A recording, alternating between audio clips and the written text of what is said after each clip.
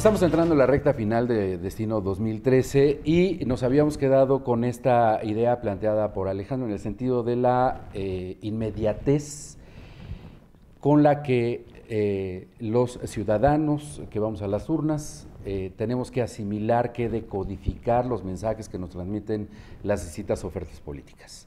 Martín había planteado en un momento previo también el ascenso de la tecnología, de las nuevas tecnologías, las redes sociales, como un instrumento, un elemento que está allí como una realidad nueva, innegable, impostergable, que la clase política tendría que ir asumiendo, Martín. Bueno, coincido con Alejandro, es muy interesante lo que está diciendo, y este asunto también de la propaganda tradicional, ¿no? Yo digo que ahora ya parece un concurso de photoshops, ¿no? Lo que estamos viendo con los candidatos es que se muestra una imagen, es a lo que está llegando, también porque el ritmo de vida no permite mucho más, ¿eh? Es decir, que no todo depende solamente de la política y la estrategia, sino que el ritmo de vida, el ajetreo natural de las ciudades no permite que te quedes. Oye, bromas de café decían que si querías conocer tus peores defectos tendrías que casarte, y para conocer tus mejores bondades había que morirse. Ahora hay que ser candidato. Hay que ser candidato, y algunos parecen hologramas vivos, ¿no? O sea, de tanto que se han hecho. Pero bueno, es importante. Lo que también yo quisiera resaltar es que sí es claro que hay un ascenso de una generación que está modificando los patrones de las elecciones, no solamente los resultados, sino los patrones de conducta de los partidos y los propios candidatos, pero al mismo tiempo, como estamos, creo yo, en un periodo de transición, y México tiene además particularidades muy específicas que nos distinguen de otros países de América Latina y de nuestros vecinos del norte. Esa realidad la pobreza, por ejemplo, ¿no? La pobreza, claro. La pobreza. Creo que en la medida en que factores como ese, como la pobreza, como la dispersión poblacional, de la que también México padece mucho, hacen también factible que sigan permanentes viejas prácticas viciadas de origen en nuestro país, la práctica política. Por ejemplo, el movimiento de las estructuras partidistas, que es algo que preocupa mucho a los políticos, porque saben que en un escenario de desaliento del voto o de dispersión, porque nos pueden irse para un lado y otro, lo que les hará ganar una elección será la fidelidad y la eficiencia de la estructura con la que cuentan. Y esa estructura se encarga, entre otras muchas cosas, además de ir a votar, pues de buscar que la gente vote.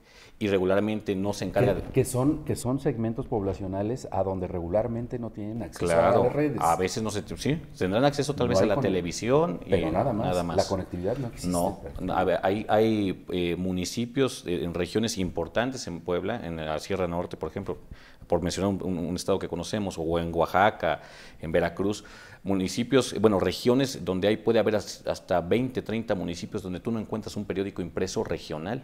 Es decir, que la información de lo que sucede en esa comunidad no se ve reflejada en el medio impreso que llega, ¿no? Eso ya supone una variante, una condicionante muy específica que permite que viejas prácticas de la compra, de la coacción, del aprovechamiento de la pobreza a través de los programas sociales, y si no los programas sociales, al menos de las dádivas, porque no todo llega a través del gobierno, ¿eh? O sea, es decir, mucho dinero en las elecciones se mueve por abajo de la mesa.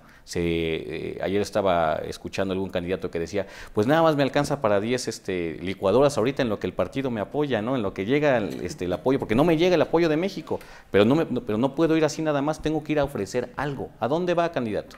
Pues voy a una colonia popular.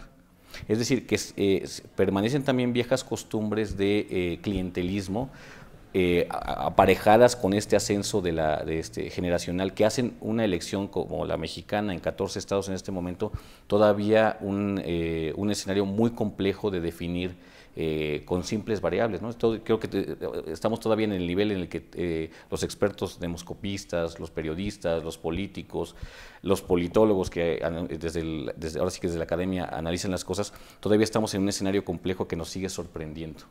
Que no podemos todavía pronosticar a bien qué factores son los determinantes, ¿no? Son las distintas variables que nos hace pensar que el resultado de manera general de estos 14 procesos electorales es pues prácticamente imposible de prever, ¿no?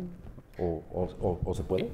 No, pues quizás solamente como para cerrar esta idea, algo que a mí me pareció muy interesante.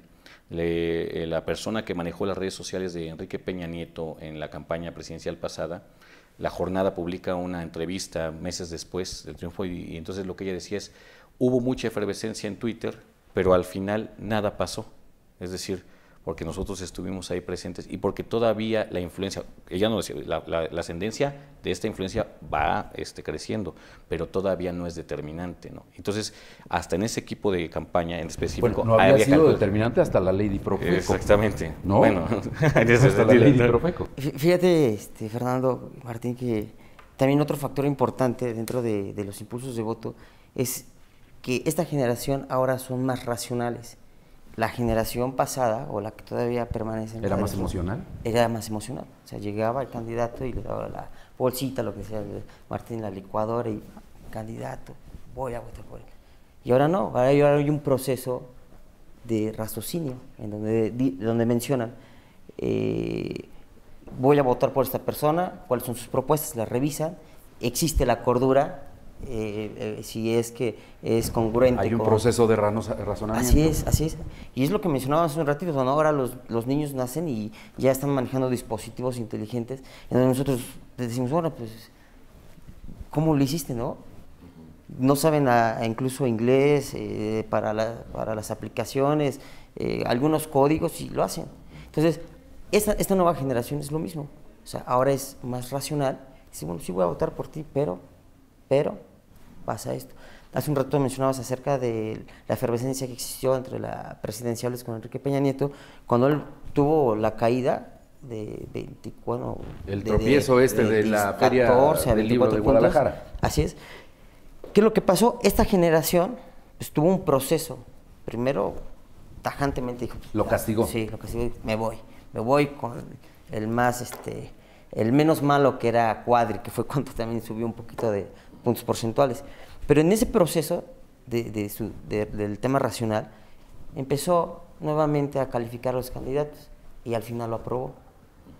Y al contrario de la candidata Josefina, pues ¿qué es lo que pasó? Simplemente no estuvo dentro de los lineamientos o del cuadro mental de una persona, simplemente no cumple lo que yo busco y descalifican. Y fue como, ahora lo que mencionabas también, eligen un candidato joven, homogéneo al segmento poblacional, y ahora tenemos los resultados. Finalmente, Martín y Alejandro, yo quisiera que a manera de conclusión tratáramos de dibujar cuál es el destino de este proceso que no ha sido, según se puede ver, debidamente atendido por los medios de la capital de la República Mexicana, porque simplemente lo que no sucede en el Distrito Federal pareciera que no sucede, pero hay un conjunto de microcosmos y hay una efervescencia muy importante, ¿no? Yo creo que los atavismos permanecen, mientras hay también estas novedades, los atavismos permanecen, y uno de esos es precisamente el centralismo.